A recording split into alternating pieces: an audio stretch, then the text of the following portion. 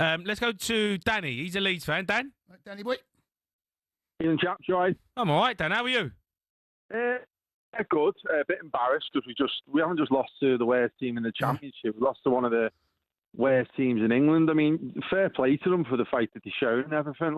But Farke's he hasn't put a full strength team out, but he's put probably a arguably strong-ish team for the Carling Cup. But we weren't up for it. We were awful. We had a couple of good little spells, but it's his decision making. It's the fact that he keeps sticking with the likes of Gruev, Harrison, Aronson. He's getting rid of Ramazani on loan, which absolutely baffles me, and I don't think I'm the only Leeds fan to say it.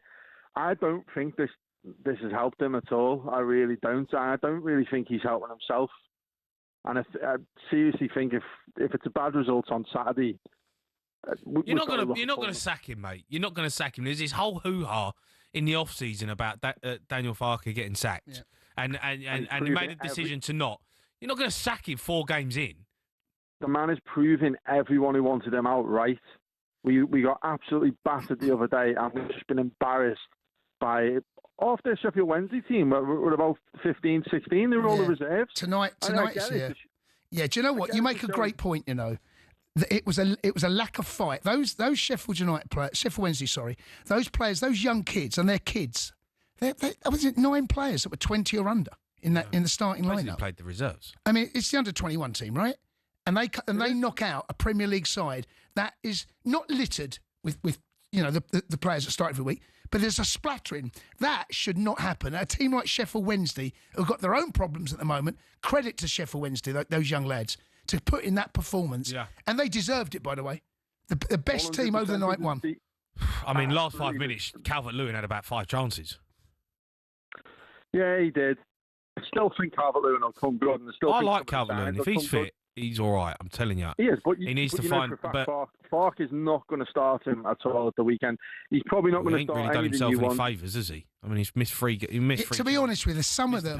The pen. There was one gilt edge where he should finish it. The others kind of half stretchy. Keeper's done well chances, but one of them he should put away. But to miss the penalty the way he did, as he's stepping up, he must be feeling. I reckon there's doubt in his mind as he steps up. Because he hit it so much. It's a little bit like the Bruno penalty at the weekend. Too much power. Just hit the target. I mean, look, I've never been a striker, but I can imagine it. I mean, I remember speaking to Dean Saunders about it. Sometimes you just feel like you've forgotten how to score a goal. Yeah. But the players should be up for a game like that. He didn't look confident at all. They were there for the taking today. That was a much-needed win after such a bad defeat at the weekend. We've got a massive game coming up at the weekend. And Daniel Farke is just not the man. He's proven exactly what he's done at Norwich. Get rid of him. You get rid of him now? I would have got rid of him at the start of the season. I give him the benefit of the doubt. He signed some players. Won the league? But he won the league with Norwich. Oh, you got to stop going on. I know, but you got to stop going on about Norwich. Like he's a decent Championship manager, but he cannot do it in the Premier League. And this time he's had money to spend.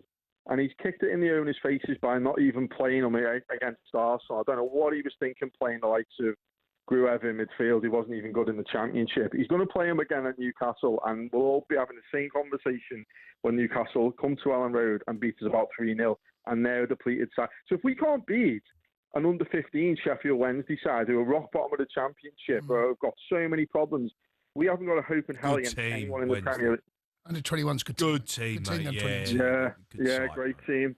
We should be beating them, and I'm sorry, but if we stick with Daniel Farke, we won't last. We'll probably be Derby's record. I know we had a decent win against Everton, but they always start slow anyway. Do you know what? I know, Gab, listen, I understand what football fans are like at the beginning of the season. You played 2 games. You've won one of those. All right, you can argue slightly fortuitous against, but you still picked up 3 points. All right, bad result of the weekend, okay?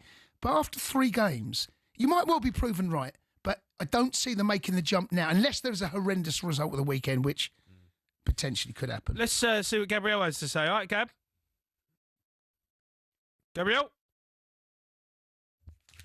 I'm here. Hello, mate. What a sad game of football that was. What a shame. What a waste. Would you sack it? Would you sack the manager? Yeah, tonight. Oh, my word. And I was, this summer, backing him all the way, but now... it's him.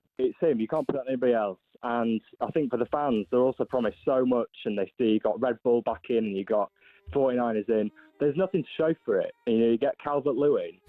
We've got rid of Bamford to bring a Bamford. Why? We lost to Sheffield Wednesday under 15. Yeah, I think I've seen enough now. So you want him out? Gone. History. Look, best of luck to him. I'm sure I'll find another top 6 championship club and he'll get them up. Yeah, can I ask you a question? So when the rumours were knocking about him being relieved of his duties, what managers' names were being linked? Can you remember? I can. Can you? No, go on. I'm asking you. Go on. Jose was one of them. Right. Mourinho, right? Yeah. Okay, any others? Not that I know of. I get Scoobs back. He could do a job. I mean, Farke is a decent guy, but I just think his reliance on Gruev and Harrison and Aronson is just unfounded. And the penalty tonight, Pirro, he didn't look up for it. Calvert-Lewin, he didn't look up for it. And it's such a shame. It could be a lot more. But, fair play to Wednesday, the spirit, whatever you want to call it. But I don't know where we go. I mean, it was meant to be a confidence booster. Games like this always probably are. And after that 5-0 drubbing from Arsenal, you need to get back on our feet. But it doesn't look like it. And it's going to worsen the atmosphere. See, 5-0 away at Arsenal. I know it's a bad result. I know that. But Arsenal can do that to you, right? Arsenal are far superior. They were brilliant. First game of the season, Leeds were brilliant. They deserve to beat Everton, right? They were the better side. The atmosphere at Ellen Road. We saw what happened last night with Newcastle down at 10 men, right? What an atmosphere can do. And that Ellen Road crowd is as good as anything on its day, right? So you can't be going there on it's on Sunday, isn't it, the game? Yeah. You can't be going. You going? I am. Well, you got to be cheering, Gab.